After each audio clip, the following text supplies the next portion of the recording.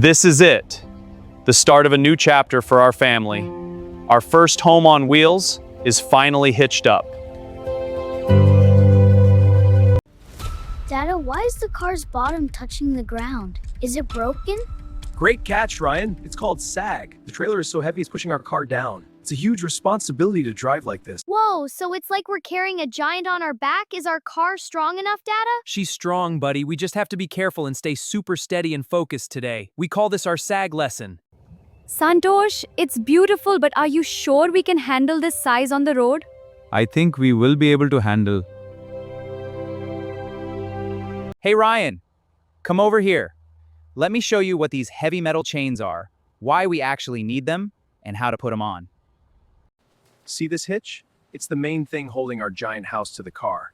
But if it ever breaks or bounces off on a big bump, they keep the trailer attached to us so it doesn't just roll away. And these chains? We always cross them in an X shape right underneath the hitch. But why an X, Dada?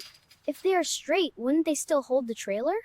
Smart question, buddy. They would hold it, but if the hitch ever accidentally popped off, the heavy metal bar would fall right between straight chains and crash into the road. That could cause a huge accident. All right, crew, are we buckled tight? Safety check? Yes, ready for the adventure, Dada. Good. Remember, when we tow, we can't stop as fast, so everyone needs to be extra secure. Swati, you're my co-pilot today. If you see the tray lane or wag in your mirror, let me know immediately. Sure, I've got the right side covered. We're a team, let's bring this house home. All right, final pre-flight checklist. Side mirrors, Looks good in clear visibility. brake controller, Green light, set to 5. trailer doors and steps. Locked and stowed. We are cleared for takeoff, Captain. First gear, nice and smooth. You have to listen to the engine. We never floor it, we have to feel the weight move with us. Goodbye safety, hello highway. 30 miles between us and our driveway. Let's make every mile count. My rear view mirror is officially a decoration now.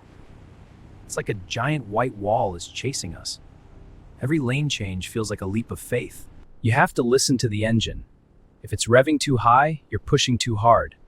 It's all about maintaining momentum. It looks peaceful from up here, doesn't it? But inside the cabin, the tension was rising with the elevation. Santosh, we are really high up. I can feel the crosswind pushing the car. Just keep your eyes glued to the center line. I feel it too. The trailer is acting like a giant sail, white-knuckling it all the way across. The excitement in the car has turned into absolute silence. We aren't just driving anymore, we're navigating a 7,000-pound beast through traffic. Santosh, just breathe. It's in your complete control and you're handling it very well. Thanks, honey. I needed that.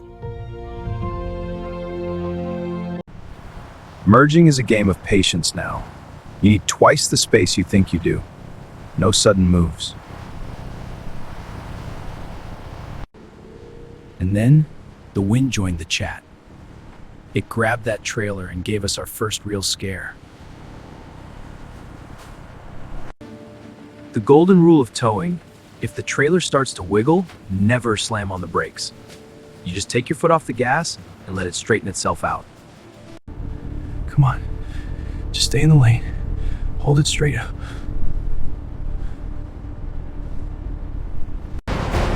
Hold on, guys. Big truck coming up on the left. Feel that pull? Literally pulling you towards it. Dada, is everything okay? We're perfectly fine, buddy. Our adventure already started. Okay, we're past the truck. Wind is settling down. Our heart rate is slowly going back to normal. Every single mile felt like a marathon. When you're pulling 30 feet of metal behind you, you don't just drive, you anticipate every gust of wind, every groove in the pavement. It drains you. And the sounds, watching videos online doesn't prepare you for that loud, heavy metal clunk when you hit a big bump. Every time it groans, your stomach just drops. Okay, GPS says 2 minutes. We're turning into the neighborhood now. Almost there, guys.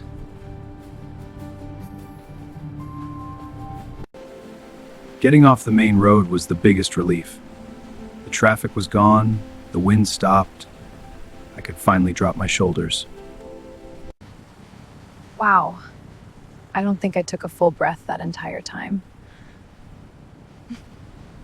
And I think I forgot how to breathe for the last 20 miles. Okay, we made it home in one piece.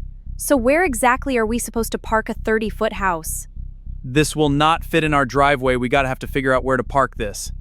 Well, we survived the highway. Now we have to figure out if this thing actually fits on our property.